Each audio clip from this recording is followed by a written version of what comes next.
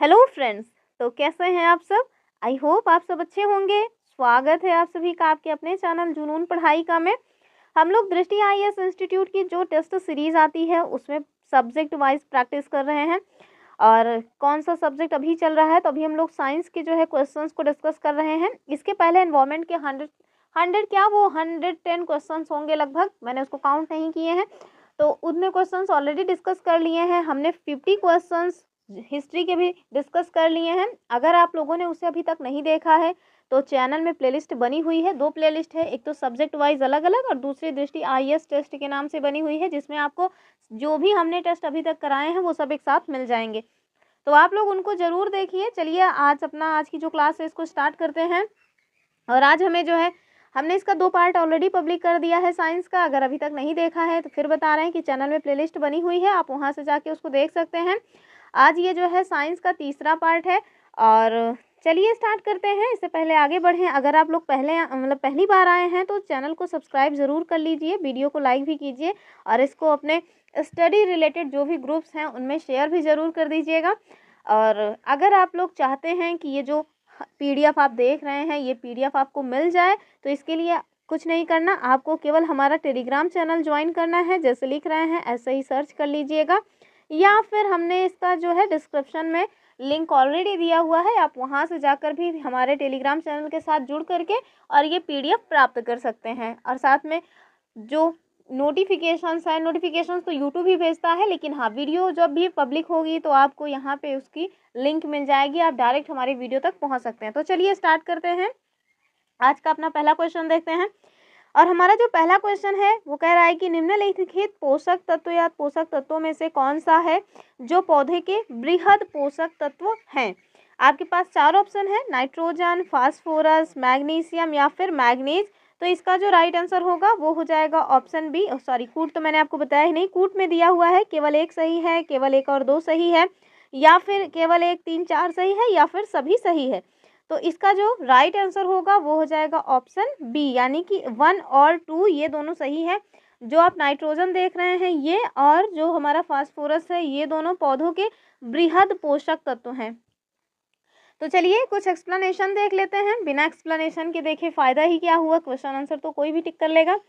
तो आप देखिए कि जो पौधे हैं वो जड़ों के द्वारा भूमि से पानी और पोषक तत्व, वायु से कार्बन डाइऑक्साइड और सूर्य के प्रकाश से ऊर्जा लेकर के अपने जो विभिन्न भाग हैं उनका निर्माण करते हैं। तो सबसे ज़्यादा इम्पोर्टेंट तो यही है कि पौधे कहाँ से क्या लेते हैं। तो आप देखिए कि जो पौधे हैं वो जड़ों के द्वारा क्या लेते हैं, तो भूमि से पानी और पोषक तत्व लेते हैं। भूमि से पानी और पोषक तत्व तो ये जड़ों के द्वारा लेते हैं। और इसके साथ देखिए कि ये वायु से क्या लेते हैं, तो ये जड़ है भैया, जड़। और ये वायु से क्या लेते हैं, तो वायु से आप सभी को पता होगा कि कार्बन डाइऑक्साइड लेते हैं। और सूर्य से तो हर कोई सूर्य से प्रकाश लेता है, तो ये भी सूर्य से प्रकाश ही ग्रहण करते हैं। और इन सब को ये ग्रहण करने के बाद अपना जो अपने सारे पार्ट्स हैं, जैसे फिर स्टेम हो गया, लीव्स हो गई, तो ये सारी चीज़ें जो हैं, फिर फ्रूट्स हैं, जो फूल वगैरह हैं, सबका निर्माण इन्हीं सब से जो है करते हैं। पोषक तत्वों को आप देखिए कि पौधों की आवश्यकता अनुसार कई भागों में मतलब कि विभिन्न भागों में इनको हम अलग करके या वर्गीकृत करके जो है पढ़ते हैं। जैसे पहला है मुख्य सूक्ष्म पोषक तत्व। अगर हम मुख्य सूक्ष्म पोषक तत्वों की बात करें तो इसमें आपको देखिए कौन कौन आ जाता है, कार्बन आ जाता है, हाइड्रोजन आ जाता है, ऑक्सीजन आएगा, नाइट्रोजन आ जाता है, फास्फोरस आता है और इसके साथ साथ पोटेशियम भी आ जाता है। तो जो मुख्य सूक्ष्म पोषक तत्व हैं उनमें कौन कौन आ रहा है, कार्बन आ रहा है, हाइड्रोजन आ रहा है, ऑक्सीजन आ रहा है, नाइट्रोजन, फास्फोरस और पोटेशियम। इसके साथ आप देखिए कि कुछ गौण पोषक तत्व भी होते हैं, गौण पोषक तत्व। और ये कौन से हैं, इसमें आप देखिए कैल्शियम है, कैल्शियम हो गया, मैग्नीशियम हो गया, और इसके साथ साथ जो गंधक है वो भी किस में आते हैं, तो गौण पोषक तत्वों में आते हैं। तो आगे आप देखिए सूक्ष्म पोषक तत्व, तीसरा कौन सा है, तीसरा है हमारा सूक्ष्म पोषक तत्व। सूक्ष्म पोषक तत्व इसमें कौन आता है, एक तो फेरस आ जाएगा, दैट मीन्स लोहा, आयरन भी कहते हैं इसी को, जिंक आता है, इसके साथ कॉपर आ जाता है, मैग्नीज है, मॉलिब्डेनम है, बोरान है एंड क्लोरीन है, बोरान एंड क्लोरीन। तो ये सभी किस में आते हैं, सूक्ष्म पोषक तत्वों के अंतर्गत आते हैं। तो हमने अभी आपको बताया कि जो पोषक तत्वों के आधार पर पौधों की आवश्यकता को 3 पार्ट में मतलब हम लोग डिवाइड करते हैं या वर्गीकृत करते हैं। पहले हमने देखा मुख्य सूक्ष्म पोषक तत्व हैं जिसमें carbon, hydrogen, oxygen, nitrogen, phosphorus और पोटेशियम आया। फिर हमने देखा गौड़ पोषक तत्व जिसमें हमने कैल्शियम, मैग्नीशियम और गंधक को देखा। लास्ट में हमने देखा कि जो सूक्ष्म पोषक तत्व हैं उसमें लोहा, जिंक, कॉपर, मैग्नीज, मोलिब्डेनम और बोरान तथा क्लोरीन आते हैं। सॉरी। पौधों की जो अपनी वृद्धि और विकास है इसके लिए इन्हें लगभग 17 पोषक तत्वों की आवश्यकता होती है, और अगर इनमें से कोई भी एक पोषक तत्व हो जिसकी कमी हो जाती है तो पौधों की जो पैदावार है उस पर आप देखेंगे कि प्रतिकूल प्रभाव पड़ने लगता है। कुछ अन्य पॉइंट्स हैं जैसे नाइट्रोजन, अभी हमने देखा ये नाइट्रोजन, फास्फोरस, मैग्नीशियम और ये मैग्नीज जो दिए हैं इनके बारे में भी जान लेते हैं कि इनका हमारे पौधों पे क्या उपयोग होता है, या पौधे इसमें मतलब कि किस तरह से इसका उपयोग करके अपना ग्रो होते हैं। तो देखिए सबसे पहले तो हम देखेंगे नाइट्रोजन। तो जो नाइट्रोजन है इनका क्या काम है, तो जो नाइट्रोजन है ये पौधों में सभी जीवित ऊतकों अर्थात जड़, तना, पत्ती की वृद्धि और विकास के लिए सहायक होते हैं। और इसके साथ साथ ये क्या काम करता है नाइट्रोजन, ये जो है पौधों को गहरा हरा रंग प्रदान करता है और वनस्पतिक वृद्धि में भी सहायक होता है। तो ये याद रखिएगा, हो सकता है कल को आपसे पूछ लें कि जो हमारे पेड़ पौधे होते हैं उनको गहरा हरा रंग किसके द्वारा मिलता है, या गहरा हरा रंग जो है वो गहरा हरा रंग किससे प्राप्त होता है, तो आप समझिए ये नाइट्रोजन। अगर नाइट्रोजन की कमी हो जाए तो ये जो गहरा हरा रंग है ये भी ठीक तरह से आपको नहीं दिखेगा। आगे देखते हैं अपना फास्फोरस। तो ये जो फास्फोरस है इनके बारे में देखते हैं, इनका पौधों का उपयोग, इनको जो है पौधे कैसे उपयोग करते हैं। तो पौधों में जो बीज होते हैं, पुष्प, फल आदि के विकास के लिए फास्फोरस की आवश्यकता होती है। किसके विकास के लिए, तो आप देखिए कि इसमें बीज के विकास के लिए, पुष्प के विकास के लिए और फलों के विकास के लिए आवश्यकता होती है फास्फोरस की। और ये जो है कोशिका विभाजन तथा जड़ों के विकास के लिए भी सहायक होते हैं। तो फास्फोरस बीज, फल और पुष्प, साथ में कोशिका विभाजन और जड़ों की वृद्धि या विकास के लिए सहायक होते हैं। मैग्नीशियम को देखते हैं। ये जो मैग्नीशियम आप देख रहे हैं तीसरा पॉइंट, ये क्लोरोफिल का प्रमुख तत्व होता है जिसके बिना प्रकाश संश्लेषण संभव नहीं है। तो आप सभी ने पता होगा, मतलब पता ही होगा आप लोगों को, बहुत बार ये क्वेश्चन पूछा गया है कि जो क्लोरोफिल है वो किसकी वजह से पाया जाता है पेड़ पौधों में, तो ये मैग्नीशियम। और अगर मैग्नीशियम ना हो तो क्लोरोफिल जो है ठीक तरीके से डेवलप ना हो। अगर क्लोरोफिल ठीक तरह से डेवलप नहीं होगा तो जो प्रकाश संश्लेषण की क्रिया है वो संभव नहीं होगी। अगर प्रकाश संश्लेषण की क्रिया संभव नहीं होगी तो पौधे अपना भोजन कैसे बनाएंगे, और अगर भोजन ही नहीं मिलेगा तो वो ग्रो कैसे करेंगे। तो ये सारी चीज़ें जो आप देख रहे हैं ये सभी बहुत ही इंपॉर्टेंट होते हैं पौधों के वृद्धि और विकास के लिए। अब लास्ट में आप देखिए कि एक और बचा हुआ है ऑप्शन, वो है मैग्नीज। तो जो मैग्नीज है उसका क्या काम है, तो मैग्नीज जो है वो प्रकाश और अंधेरे की अवस्था में पादप कोशिकाओं में होने वाली जो क्रियाएं हैं उनको नियंत्रित करने का काम करते हैं।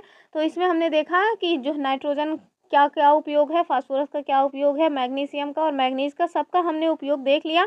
और इसका जो राइट आंसर होगा वो तो हो जाएगा ऑप्शन ए, यानी कि जो मतलब आप पोषक तत्व देख रहे हैं इनमें से बृहद पोषक तत्व के रूप में नाइट्रोजन और फास्फोरस। हमारा अगला क्वेश्चन है, कह रहा है कि ध्वनि की आवृत्ति मापी जाती है, यानी कि मात्रक पूछा जा रहा है कि ध्वनि की आवृत्ति का मात्रक क्या है, डेसिबल, हर्ट्ज, रोंटजन या फिर नन ऑफ द अबव। तो इसका जो राइट आंसर होगा वो हो जाएगा ऑप्शन बी, यानी कि ध्वनि की आवृत्ति हर्ट्ज में मापी जाती है। ध्वनि की आवृत्ति क्या है, तो जो प्रति सेकंड दबाव भिन्नता की संख्या होती है उसी को ध्वनि की आवृत्ति कहा जाता है, और इसका जो मात्रक है वो हर्ट्ज होता है। और ये जो हर्ट्ज है इसे प्रति सेकंड के रूप में परिभाषित किया जाता है। और आप देखिए कि जो ध्वनि की आवृत्ति है इसको मापने की जो इकाई है वो हर्ट्ज है, ये मैंने आपको बताया। और आवृत्ति के आधार पर हम लोग जो ध्वनि है इसको 3 श्रेणियों में बांटते हैं, और ये क्वेश्चन खूब पूछा जाता है कि ध्वनि के आधार पर ये जो 3 श्रेणियां हैं इसे हम कौन कौन सी ये श्रेणियां हैं। तो सबसे पहले आप देखिए कि श्रव्य तरंगे या फिर श्रव्य जो ध्वनि है वो, दूसरी है अश्रव्य ध्वनि, तीसरी है परश्रव्य ध्वनि। तो चलिए देख लेते हैं ये जो श्रव्य ध्वनियां हैं ये क्या है, इनका जो आवृत्ति है ये कितनी होती है। सबसे पहले हम देखेंगे जो श्रव्य ध्वनियां यानी कि जो इंसानों को सुनाई देता है, हम लोग जिस ध्वनि को सुन सकते हैं वो श्रव्य ध्वनि कहलाती है। और ये 20 हर्ट्ज से कितना होती है, 20 हर्ट्ज से ये 20,000 हर्ट्ज तक होती है, 20,000 हर्ट्ज तक होती है। और इसको जो है मनुष्य सुन सकते हैं। दूसरी आप देखिए, दूसरी है अवश्रव्य तरंगे। और ये जो अवश्रव्य तरंगे हैं इनकी परास कितनी होती है, तो 20 हर्ट्ज से आप देखिए कि मतलब कि कम होती है इनकी आवृत्ति, 20 हर्ट्ज से कम इनकी आवृत्ति होती है। और जो हमारा यानी कि जो ह्यूमन ईयर है ना, वो उसको सुनने में सक्षम नहीं होते हैं। अब देखेंगे कुत्ते वगैरह जो होते हैं वो कान लगा करके ऐसे ज़मीन में कान एकदम स्पर्श करके बैठे रहते हैं, तो वो जो है कुत्ते वगैरह वो इन ध्वनियों को सुन सकते हैं। अभी आगे देखते हैं एक और है, और वो क्या है, वो है पराश्रव्य ध्वनि। पराश्रव्य ध्वनि या पराश्रव्य तरंगे। और ये जो पराश्रव्य तरंगे होती हैं, इनका परास कितना होता है, तो 20,000 हर्ट्ज से अधिक इनकी परास होती है।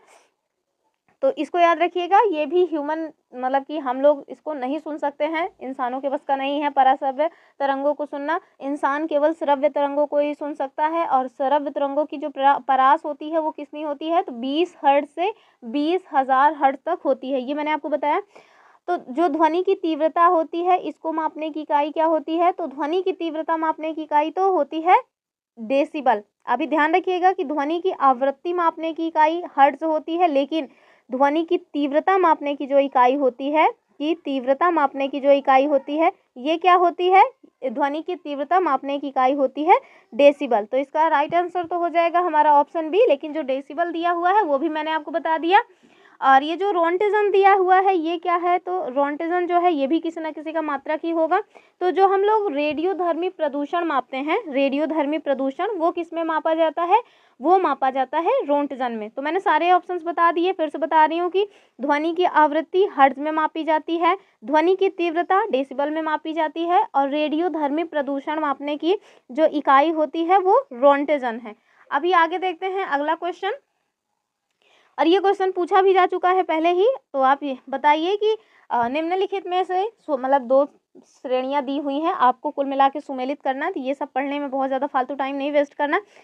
एक साइड जो सूची है उसमें धातु दिए गए हैं, दूसरी साइड जो सूची है उसमें संबंधित रोग दिए गए हैं, और आपको इसको मैच करना है कि कौन से धातु की अधिकता से कौन सा रोग हो जाता है। चलिए देख लेते हैं। धातुओं में आपको आर्सेनिक, कैडमियम, पॉलीविनाइल क्लोराइड और बेरियम दिया गया है। जबकि रोग में आप देखिए फेफड़े का कैंसर, मस्तिष्क सूजन, हड्डियों की कमजोरी और श्वसन संबंधी समस्याएं दी हुई हैं। तो चलिए मैच कर लेते हैं इसको।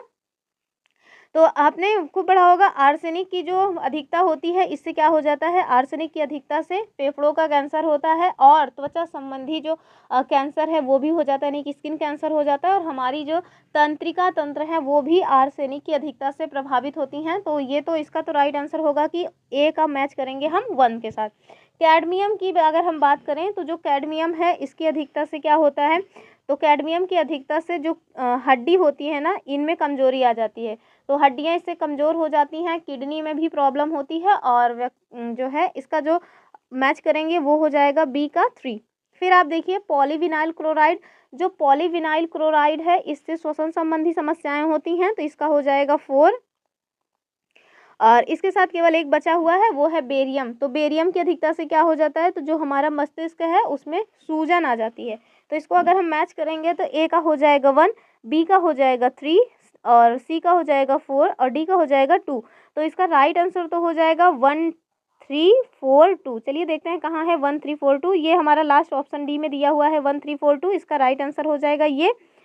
और कुछ अन्य भी जो है धातुएं हैं जिनसे कुछ रोग होते हैं, और वो हमारे एग्जाम में पूछा जाता है। चलिए उसको देख लेते हैं। जैसे कि हमने arsenic, cadmium, polyvinyl chloride, barium तो देख ही लिया। इसके अलावा आप देखिए सीसा, जो सीसा धातु है ना, इससे किडनी व दिमाग से संबंधित जो समस्याएं हैं वो हो जाती हैं। क्या क्या इससे प्रभावित होता है, तो किडनी और हमारा माइंड। जो पारा है, पारा, इससे क्या प्रभावित होता है, इससे हमारा जो केंद्रीय तंत्रिका तंत्र है और किडनी ये प्रभावित हो जाती है। सेलेनियम से क्या होता है, तो सेलेनोसिस नामक रोग हो जाता है अगर सेलेनियम की अधिकता हो। अधिकता दैट मीन्स अगर कोई व्यक्ति ऐसी जगहों पे काम कर रहा है जहाँ पे इन सारी चीज़ों की आवश्यकता है, सॉरी आवश्यकता दैट मीन्स वहाँ पे मतलब अधिकता है, तो वहाँ फिर इस तरह के रोग हो जाते हैं। सेलेनियम जो है उससे कौन सा रोग होता है, तो सेलेनोसिस नामक रोग हो जाता है। और इससे प्रॉब्लम क्या होती है, अगर आपको सेलेनोसिस नामक रोग हो जाए, तो आपको ना हो, किसी को ना हो इवन, तो आपको प्रॉब्लम क्या दिखेगी, बाल और जो नाखून है ना उसमें प्रॉब्लम दिखने लगती है। और जो बेरिलियम होता है, यानी कि बेरिलियम धातु की अगर अधिकता हो जहाँ उस जगह पे अगर कोई व्यक्ति है, तो उसको कैंसर एवं बेरिलियम नामक रोग हो जाता है। इथिलीन है, इससे क्या होता है, तो ट्राइक्लोइथिलीन की वजह से हमारा लीवर और हमारी किडनी में जो है प्रॉब्लम हो जाती हैं। तो इसका राइट आंसर तो हो जाएगा ऑप्शन डी। और अन्य जो धातुएं हैं जो अक्सर एग्जाम में पूछी जाती हैं वो सब मैंने आपको बता दी। चलिए देखते हैं अगला क्वेश्चन। और जो हमारा नेक्स्ट क्वेश्चन है वो क्या कह रहा है, ये हमारा दिवस से क्वेश्चन पूछा गया है, बहुत पूछा जाता है, आप इसको देख लीजिए एक बार। बाकी इसकी जो थीम वगैरह है ना, इसको आप जो है अपना जा कर के खुद ही गूगल कर लीजिएगा। अब देखिए राष्ट्रीय विज्ञान दिवस ये कब मनाया जाता है, ये 28 फरवरी की एग्जाम में पूछा जा चुका है। विश्व गौरैया दिवस ये देखिए 20 मार्च को मनाया जाता है।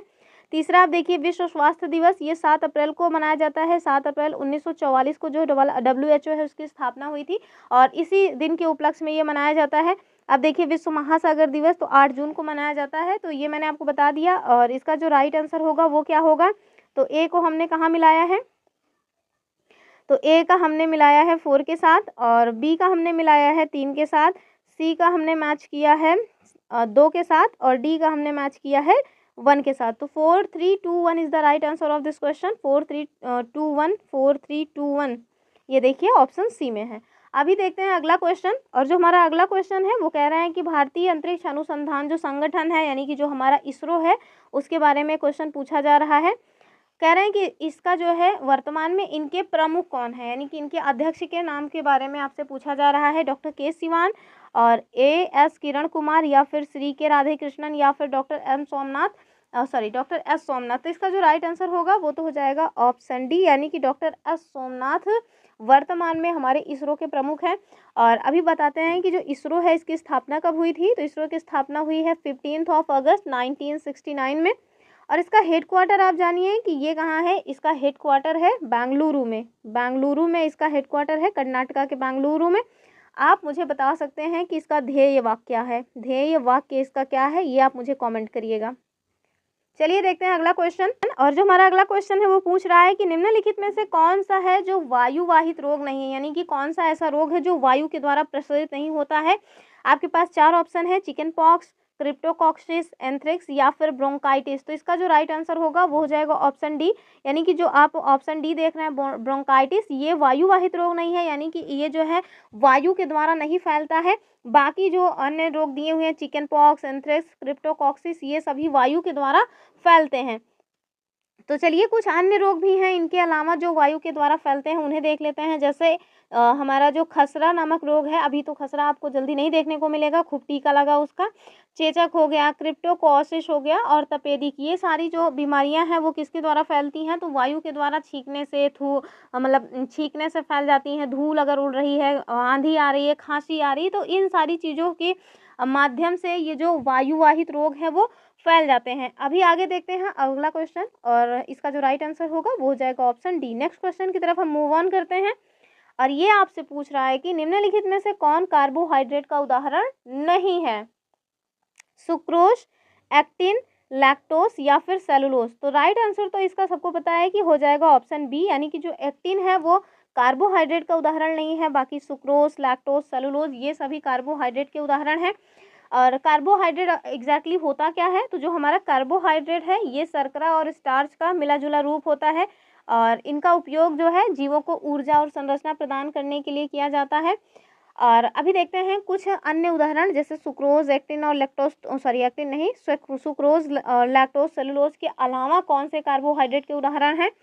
तो जो ग्लूकोज है, यानी कि मोनोसैकराइड, ग्लूकोज और फ्रक्टोज, और साथ में ग्लैक्टोज, ये तीनों भी क्या हैं, कार्बोहाइड्रेट हैं।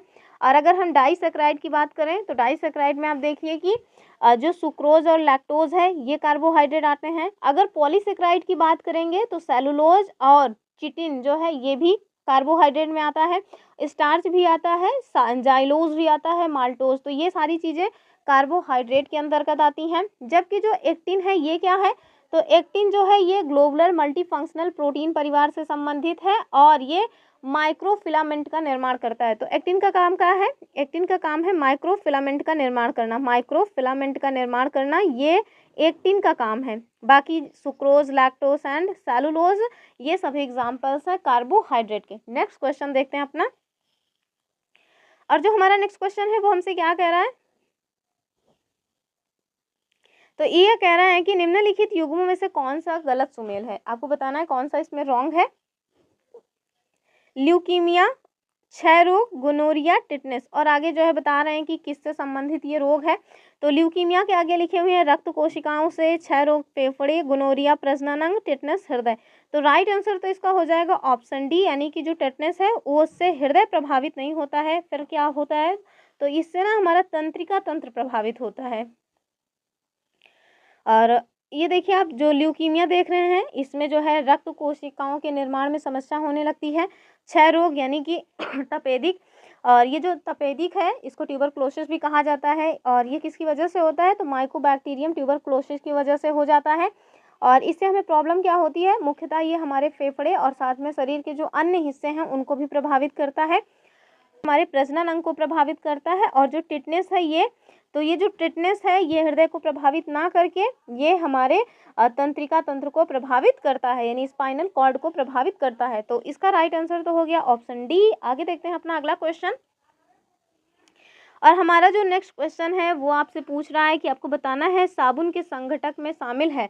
तो आपके पास चार ऑप्शन है, पहला कह रहा है कि फैटी एसिड का पोटेशियम लवण, और दूसरा कह रहा है फैटी एसिड का सोडियम लवण, और आपके पास कूट दिए हुए हैं, केवल एक सही है, केवल दो सही है, दोनों सही हैं, या फिर कोई भी सही नहीं है। तो इसका जो राइट आंसर होगा वो क्या हो जाएगा, इसका राइट आंसर हो जाएगा ऑप्शन सी, यानी कि दोनों ही सही है। तो जो फैटी एसिड है इसका पोटेशियम लवण भी साबुन के संगठक में शामिल है, और फैटी एसिड का जो सोडियम लवण है ये भी शामिल होता है। आगे देखते हैं अगला क्वेश्चन। और जो हमारा अगला क्वेश्चन है कह रहा है कि मानव रक्त का जो औसत पीएच मान है वो कितना होता है, 6.4, 8.6, 7.4 या फिर 7। तो राइट आंसर तो इसका हो जाएगा ऑप्शन सी, यानी कि मानव रक्त का जो औसत पीएच मान होता है वो कितना होता है, 7.4। और 7 जो हमारा रक्त है इसका औसत मान आप देखेंगे कि 7.35 से ले करके 7.45 तक होता है, और ये आमतौर पर थोड़ा जो है बेस होता है, बेस दैट मीन्स क्षारीय होता है। और सामान्यतः जो शरीर का रक्त का पीएच मान है वो लगभग 7.40 तक ही बना रहता है। तो इसका राइट आंसर क्या होगा, ये हो जाएगा ऑप्शन सी। आपसे पूछा जा सकता है ना कि जो ह्यूमन मतलब कि मानव रक्त है वो क्या मतलब कि अम्लीय है या फिर क्षारीय है, तो आप उन्हें बताइए भैया क्षारीय है, और इसका पीएच मान कितना होता है 7.4। आपको पता होना चाहिए कि अगर 7 है तो आप उसको मानिए कि ये उदासीन है, अगर 7 से अधिक है तो ये क्या हो जाएगा, 7 से अगर अधिक है तो आप बताइए कि वो क्षारीय है, अगर 7 से कम है तो अम्लीय है, अम्लीय है। तो इसको भी याद रखिएगा कि जो 7 है वो उदासीन है, यानी कि ना अम्लीय है ना क्षारीय है, और अगर 7 से कम है तो वो अम्लीय है, और अगर 7 से अधिक है तो क्षारीय है। तो हमारा जो पीएच मान है वो मतलब कि ब्लड का वो देखिए 7.4 है, इसी वजह से इनकी जो प्रकृति है वो कैसी है, वो क्षारीय है, यानी कि बेस है। नेक्स्ट क्वेश्चन देखते हैं अपना, क्वेश्चन नंबर नेक्स्ट क्या है हमारा। ये क्वेश्चन तो इंटर से पढ़ते हुए आ रहे हैं हम, कि जब लोहे में जंग लग जाता है तो उसका भार क्या बढ़ जाता है, घट जाता है, परिवर्तित नहीं होता, या फिर नन ऑफ द अबव। तो इसका जो राइट आंसर होगा ये हो जाएगा ऑप्शन ए, बढ़ जाता है। एक ये वाला क्वेश्चन, और ये जो लिफ्ट में ऊपर जाते समय लिफ्ट में जो है बैठा या खड़ा हुआ जो व्यक्ति है उसका वेट बढ़ता है घटता है, ये दोनों क्वेश्चन ना इंटर से ही पढ़ते आ रहे हैं, अभी तक चल रहे हैं ये। अभी आगे देखते हैं अगला क्वेश्चन। तो इसका जो राइट आंसर होगा वो हो जाएगा ऑप्शन ए, यानी कि जो लोहा है अगर उसमें जंग लग जाता है तो उसका भार बढ़ जाता है। अगले क्वेश्चन की तरफ हम मूव ऑन करते हैं। और ये देखिए ये आ गया मात्रक, और ये फिजिक्स से रिलेटेड क्वेश्चन है, खूब पूछा जाता है, खूब दैट मीन्स एक एग्जाम में एक ही क्वेश्चन पूछा जाएगा।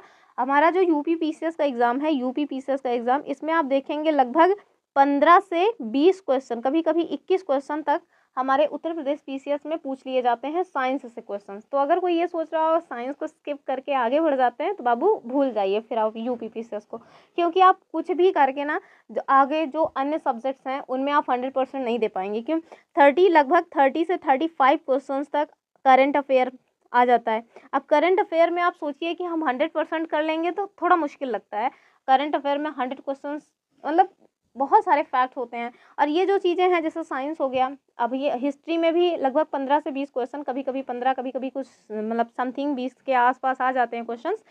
तो हिस्ट्री का जो पोर्शन है आप देखिए इतू से लेके इतना पूरा संसार उसमें समाया हुआ है, इतना बड़ा सिलेबस है उसका। लेकिन हमारा जो ये साइंस वाला सिलेबस है ना, यद्यपि जो आर्ट्स से पढ़े हुए हैं उनको थोड़ा टफ लगता है, लेकिन ये थोड़ा सिमटा हुआ सा सब्जेक्ट है, मतलब बहुत कुछ नहीं पढ़ना है, ज़्यादातर क्वेश्चंस एनसीईआरटी से ही बनते हैं। 6 क्लास से 12 क्लास की जो एनसीईआरटी है, ज़्यादातर क्वेश्चंस उससे बनते हैं। फिजिक्स केमिस्ट्री में बहुत ज़्यादा दिक्कत होती होगी, अब जिन लोगों ने नहीं पढ़ा है उनको ज़्यादा दिक्कत होती होगी क्योंकि उसमें बहुत कुछ रहता है। तो फिजिक्स केमिस्ट्री से उतने क्वेश्चंस नहीं पूछे जाते हैं जितने क्वेश्चंस हमारे पूछे जाते हैं मतलब कि जो हमारा जीव विज्ञान है उससे। तो हम लोगों को ज़्यादा फोकस करना चाहिए कि जीव विज्ञान, बाकी ये मात्रक हो गए और जात में जो मतलब कि बीमा वगैरह होती है, ये क्वेश्चंस पूछे जाते हैं इसमें भी, तो इसको तो करना ही पड़ेगा। तो इसको करिए, ये बहुत इंपॉर्टेंट पोर्शन है। और इसके साथ साथ एक और पोर्शन है, जैसे हमने एनवायरनमेंट और इकोलॉजी, जो एनवायरनमेंट है ना वो भी छोटा सा पोर्शन है और उससे भी लगभग क्वेश्चंस बन जाते हैं। बहुत ज़्यादा तो नहीं बनते हैं लेकिन 10-12 क्वेश्चंस बन जाते हैं। और आपको पता है कि एक एक क्वेश्चन बड़ा कीमती है, एक एक क्वेश्चन से जो है लोगों का सिलेक्शन होते होते रुक जाता है, फिर सर पटकना पड़ता है। तो सारे सब्जेक्ट जितने भी सेगमेंट दिए हुए हैं, हम उनमें कोई भी सेगमेंट छोड़ नहीं सकते हैं, और साइंस को तो फिर बिल्कुल नहीं छोड़ा जा सकता। करंट अफेयर अगर किसी ने छोड़ा तब तो उसका बैंड बजना तय है। चलिए देखते हैं फिलहाल के लिए ये वाला क्वेश्चन। तो ये देखिए, उपकरण और मात्रक दिए हुए हैं, आपको इनको मैच करना है परफेक्ट तरीके से। एक साइड हैग्रोमीटर, फिर बैरोमीटर, अमीटर और फिर नेफोस्कोप। चलिए देख लेते हैं आगे क्या दिए हुए हैं। विद्युत धारा, आर्द्रता, बादल की गति और वायु दाब, और इसको चलिए मैच करते हैं। हाइग्रोमीटर से क्या मापा जाता है, तो जो हमारे वायुमंडल की आर्द्रता होती है उसको हम किससे मापते हैं, वो हाइग्रोमीटर से। बैरोमीटर से क्या मापते हैं, वायु दाब। और अमीटर से क्या मापा जाता है, ये विद्युत की धारा यानी विद्युत धारा। और नेफोस्कोप से बादलों की गति मापी जाती है। तो इसका जो परफेक्ट मैच होगा वो क्या हो जाएगा, ए का हो जाएगा 2, बी का हो जाएगा 4, सी का आप देखिए 1 और डी का हो जाएगा 3। तो 2 4 1 3 is the right answer of this question. 2 4 1 3 कहाँ पे है, अब देखिए ऑप्शन बी में दिया हुआ है। अगला क्वेश्चन हम देखते हैं। क्वेश्चन नंबर नेक्स्ट हमारा क्या कह रहा है, थोड़ा बड़ा सा क्वेश्चन है, पहले क्वेश्चन ही देख लेते हैं, ऑप्शन बाद में देखेंगे। कह रहे हैं कि नीचे दिए गए कथनों में एक कथन है और दूसरा कारण है, यानी कि असर्शन एंड रीजन का क्वेश्चन है। और जो हमारा असर्शन यानी कथन क्या है, कह रहे हैं कि विभिन्न तारे विभिन्न तरंग दैर्ध्य का उत्सर्जन करते हैं और इस प्रकार विभिन्न जो रंगों में दिखाई देते हैं। और जबकि इसका रीजन क्या दे रहे हैं, रीजन में कह रहे हैं कि तारों के रंग में भिन्नता मुख्यतः इसकी अलग संरचना और प्रभावी तापमान के फलस्वरूप होता है। और नीचे जो कूट दिया गया है उसी से आपको कूटना है, यानी कि सही उत्तर का चयन करना है। ऑप्शन ए है कि ए और आर दोनों सही हैं, आर जो है ए की सही व्याख्या कर रहा है। बी में है कि दोनों सही तो हैं लेकिन आर ए की सही व्याख्या नहीं कर रहा। सी ऑप्शन है ए सही है लेकिन आर गलत है। और डी ऑप्शन है कि ए गलत है लेकिन आर सही है। तो इसका जो राइट आंसर होगा वो हो जाएगा ऑप्शन ए, यानी कि दोनों स्टेटमेंट भी सही है और जो आर है वो ए की व्याख्या भी कर रहा है। आगे देखते हैं अगला क्वेश्चन। ये भी बड़ा सा क्वेश्चन है। अब इसी टाइप के क्वेश्चंस खूब आने लगे हैं। पहले एक मतलब कि 1 लाइनर क्वेश्चन ज़्यादा पूछे जाते थे, लेकिन अब ना मतलब ट्रेंड एकदम चेंज हो गया है और अब 1 लाइनर क्वेश्चंस हमारा पीसीएस थोड़ा कम ही पूछता है। अभी उत्तराखंड पीसीएस का हाल ही में एग्जाम हुआ था, उसको देख के तो लग रहा था काश यूपी पीसीएस का एग्जाम भी ऐसे ही होना चाहिए। वहाँ पे 1 लाइनर क्वेश्चंस की भरमार थी, लेकिन हमारे यहाँ तो उन्होंने क्या करे, वरना पूरा का पूरा यूपीएससी को ही फॉलो कर लें। हर तरह से वो यूपीएससी को कॉपी करते जा रहे हैं। आखिर अपना यूपी भाई यूपी ही है। चलिए देखते हैं नेक्स्ट क्वेश्चन। एक परिक्रमा कर रहे अंतरिक्ष यान से कुछ पदार्थों के निकलने पर क्या होगा। पहला है ऑप्शन कि यह अंतरिक्ष यान की तुलना में धीमी गति से आगे बढ़ेगा। दूसरा क्या है, ये अंतरिक्ष यान की तुलना में अधिक गति से आगे बढ़ेगा। तीसरा ये पृथ्वी की ओर गिरेगा। और चौथा कह रहा है ये एक समान गति से अंतरिक्ष यान के साथ आगे बढ़ेगा। तो इसका जो राइट आंसर होगा वो क्या होगा, वो हो जाएगा ऑप्शन डी, यह समान गति से अंतरिक्ष यान की तरफ बढ़ेगा। यानी कि अगर एक परिक्रमा कर रहे अंतरिक्ष यान से कुछ पदार्थ निकलने लगे तो क्या होगा, तो ये अंतरिक्ष यान की गति से ये समान गति से अंतरिक्ष यान के साथ आगे बढ़ेगा। आगे क्वेश्चन देखते हैं अगला। और ये जो हमारा अगला क्वेश्चन है, ये कह रहा है कि जल में एक हवा का बुलबुला व्यवहार करता है, किस तरह से व्यवहार करता है, उत्तल लेंस की तरह, अपसारी लेंस की तरह, अवतल लेंस, या फिर बी एंड सी दोनों। तो इसका जो राइट आंसर क्या होगा वो क्या हो जाएगा, वो हो जाएगा ऑप्शन डी, यानी कि ये बी और सी दोनों की तरह व्यवहार करेगा। यानी कि जल में एक हवा का जो बुलबुला है वो अपसारी लेंस एंड अवतल लेंस दोनों की तरह व्यवहार करेगा। तो इसका राइट आंसर क्या होगा, ऑप्शन डी। नेक्स्ट क्वेश्चन देखते हैं अपना, और ये आज की वीडियो का लास्ट क्वेश्चन है। और आपसे कुछ नहीं, बस वही पूछ रहे हैं अभी, जैसा हमने देखा था कि लोहा में जंग लग जाता है तो उसका वेट बढ़ जाता है, अभी इसमें केवल ये पूछ रहे हैं कि ये चीज़ें क्या हैं। तो कह रहे हैं तांबे पर हरे रंग की परत बैठना निम्नलिखित में से किसका उदाहरण है? गैल्वेनीकरण, धातु संक्षारण, ए और बी दोनों, नन ऑफ द एबव। तो इसका जो राइट आंसर होगा वो हो जाएगा ऑप्शन बी, यानी कि धातु संक्षारण, यानी कि धातु का क्षय। तो जो तांबे पर हरे रंग की परत चढ़ जाती है, आपने देखा होगा कि अगर तांबे का जो बर्तन हो, लोटा वगैरह अक्सर देखने को मिल जाता है घरों में जल चढ़ाने के लिए, तो उसमें आप देखिए कुछ दिनों तक अगर आप उसको रख दीजिए खुले में तो उसमें ना एक ग्रीन कलर की परत चढ़ जाती है। तो वही उसी के बारे में पूछा जा रहा है कि ये क्या है, तो ये धातु संक्षारण का उदाहरण है। और चलिए कुछ इसके बारे में देख लेते हैं ये क्या है एग्जैक्टली। तो धातु का जो संक्षारण है ये एक ऑक्सीकरण अवकरण अभिक्रिया है। तो धातु संक्षारण कैसी अभिक्रिया है? तो ये भैया ऑक्सीकरण ऑक्सीकरण अवकरण ऑक्सीकरण अवकरण की अभिक्रिया होती है। और इसके फलस्वरूप क्या होता है? तो ये इसके फलस्वरूप जो धातु है वो वायुमंडल में, वायुमंडल की जो नमी है और जो उसमें वायु है उसी से अभिक्रिया करके एक अवांछनीय दैट मीन्स जिसको हम बिल्कुल भी नहीं पसंद करते, जिसको हम बिल्कुल भी नहीं चाहते, उसी पदार्थ को वो उसी पदार्थ में इसको परिवर्तित कर देती है। और इसको भी याद रखिएगा कि जो धातु संक्षारण है ये ऐसे ही नहीं हो जाता, इसके लिए कम से कम 2 शर्तें होना अनिवार्य है। और वो 2 शर्तें कौन सी हैं? पहली शर्त तो ये है कि ऑक्सीजन या वायु की उपस्थिति हो, यानी कि अगर ऐसी जगह पे आप इस धातु को रख देंगे मतलब कि तांबे के बर्तन को ऐसी जगह रख देंगे जहाँ पे ऑक्सीजन की उपस्थिति ना हो और या वायु की उपस्थिति ना हो, तो फिर उसमें ये जो धातु का संसारण दैट मीन्स जो हरे रंग की परत है वो नहीं चढ़ेगी। दूसरी क्या है? अगर वायु में नमी ना हो, तो वायु में नमी ना हो और साथ में ऑक्सीजन की उपस्थिति ना हो, ऐसे जगहों पे अगर आप रखते हैं तो धातु का संसारण नहीं होगा, यानी कि तांबे के बर्तन पे हरी परत नहीं चढ़ेगी। और अगर आपने रख दिया, इसमें ही नहीं, आपने देखा होगा चांदी जो है ना, वो चांदी पे भी काली कलर की परत चढ़ जाती है, तो वो भी धातु संसारण का ही उदाहरण है। लोहे में जो जंग लग जाता है वो भी धातु संसारण का ही उदाहरण है। तो ये सब भी धातु संसारण के उदाहरण है। अभी देखते हैं गैल्वेनीकरण क्या है। तो ये तो हमने देख लिया कि ये जो है धातु संसारण का उदाहरण है, लेकिन जो गैल्वेनीकरण है वो एग्जैक्टली क्या है? तो जो गैल्वेनीकरण होता है ना, उसमें लोहे की धातुओं पर जिंक की धातु की परत चढ़ा दी जाती है, जिससे जो है क्या हो कि जिससे उसमें जंग ना लगे। तो उसी प्रक्रिया को क्या कहते हैं? उसी प्रक्रिया को कहते हैं गैल्वेनीकरण। यानी कि कोई लोहे की धातु है, कोई लोहे का सपोज दैट कोई लोहे का बर्तन है, कुछ भी हो, लोहे का रॉड हो, उसमें आप अगर जो है किसकी परत चढ़ा दें, जिंक की परत चढ़ा दें, तो वो जो प्रक्रिया है ना वही गैल्वेनीकरण कहलाती है। अभी देखते हैं अगला क्वेश्चन, और ये आज की वीडियो का लास्ट क्वेश्चन होगा। कह रहे हैं कि निम्नलिखित में से किसे ग्लोबल साल्ट कहा जाता है? ग्लोबल साल्ट जिसको कहते हैं उसका आपको बताना है। Sodium hydroxide, sodium bicarbonate, sodium carbonate या फिर सोडियम सल्फेट।